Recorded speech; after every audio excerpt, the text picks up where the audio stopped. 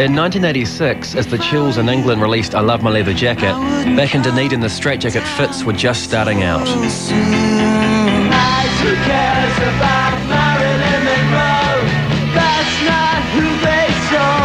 But the beginnings of the StraitJacket Fits were in 1978, when lead singer Shane Carter, only 15 years old, formed his first band, the Board Games. Who cares about Marilyn Monroe? For years now she's been gone. Shane Carter's next band was the Double Happies. It was made up of him and his old schoolmate Wayne Elsey from the Board Games and a drum machine. The machine proved so incompetent that they replaced it with another of their school friends, John Colley, who had also become part of StraitJacket Fits. The Double Happies visited Auckland in 1985, where this footage was shot in Chris Knox's lounge. On the train on the way back to Dunedin, Wayne Elsey was killed when he leant out of the train door while it travelled through an underpass.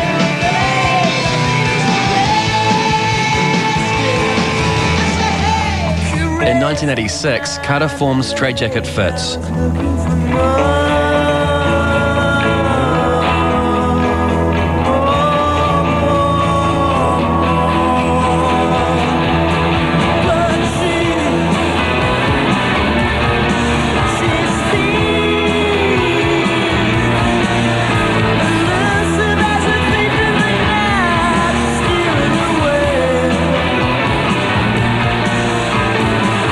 Before they'd recorded their first EP, Life in One Chord, fellow Dunedinite Andrew Bruff joined the band.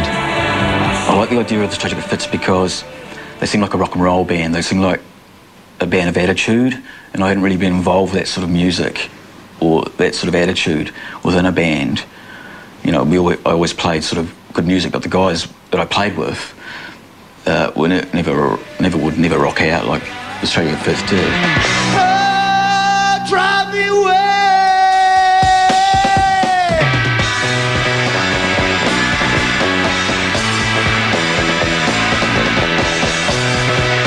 When I joined, it was taking a backseat role. I assumed that. It didn't occur to me that I would write songs.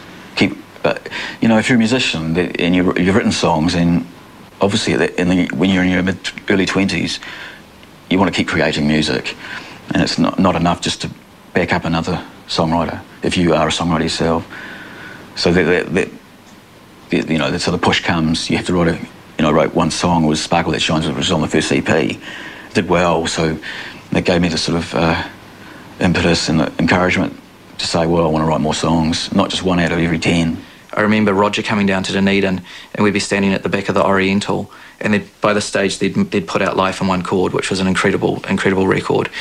And they had all these new songs coming into their set, and you'd just be standing there, you know, watching them, and I'd be shaking Roger's arm, saying, you've got to put out this Hail song as a single, you know. It's going to be a smash, it's going to be a smash, it's going to be incredible, it'll be a #1 single. Hail didn't quite achieve McKess's prediction, peaking at number 20 in the New Zealand charts.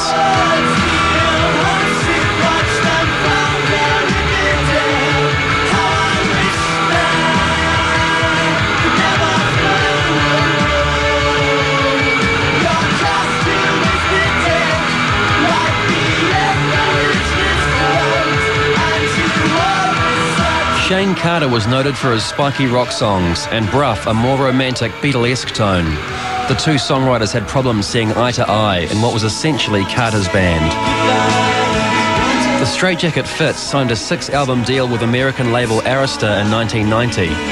They needed a big song to break through in America, and Bruff thought his song Down in Splendor might be the one. You know, the resistance came from not just Shane, but the rest of the band as well, who at that point wanted to get heavier and harder, and so songs like Down in Splendor probably didn't fit into that agenda. Doing exactly what Shane wanted to make the band too boring. You know, it'd still be a good band, but, you know, it was like everyone around the band could see what was good about the two singer-songwriters, but except the only ones that couldn't were the people in the band that I was playing with. Couldn't see the virtue of that, and how it gave us an extra dimension to be exploited and thrust upon the world with big albums. But nah, sabotage, all gone. And subsequently I was made to feel more and more unwelcome, and during the last month of the tour I didn't talk to anyone else. In America, fights in Canada, after gigs, came back home and decided we'd all decided that I was out, yeah. When Andrew Bruff left, a press release was issued saying, "Yay, no more slow songs." The StraitJacket Fits went on to release one more album. Blow was a much denser, rockier album that still didn't break the American market. And in 1994, Carter called an amicable end to the band. StraitJacket Fits, I mean, they put they put so much effort into trying to make it happen. They were just unlucky that it didn't happen. When something succeeds or doesn't succeed, it's hard to establish which element was missing, but there may have been management issues, or maybe the music just didn't suit the market. Flying Nun tended to be the music that everybody in the industry wanted to embrace, or the alternative record store wanted to embrace, but it probably wasn't what was selling at the time. Well, you make decisions, and you can't be regretful or bitter about them, because it's just all the way it goes. And, sure, we could have sold lots of more records and had the potential to sell more records, but it doesn't mean that it was all kind of a sad failure or an inconsequential kind of pursuit, I'd really hate for the band to be labelled as the Nearly Band. Andrew Bruff went on to form Bike. His only album, Taken the Sun, has made him a substantial amount of money, as it was used extensively as background music in Australian soaps Home and Away and Neighbours. Paid for the house and everything in it.